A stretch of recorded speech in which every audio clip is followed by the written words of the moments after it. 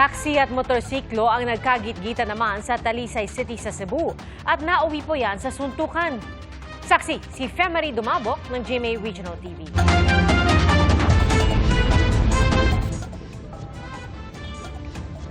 Bigla na lang sinuntok ng lalaking nakapula ang lalaking nakaasul habang nakatalikod sa Talisay City, Cebu.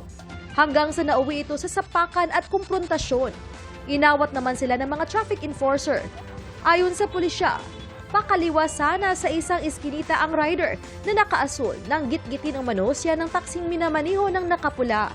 Sinadya pa umano ng taxi driver na tamaan ang gulong ng nakamotorsiklo at nag-dirty finger pa sa kanya. Itinanggi naman ito ng taxi driver. Sabi ng pulisya, nagkaariglo rin ang magkabilang panig na pareho raw aminadong nadala lang sa init ng ulo. Paalala ng mga otoridad.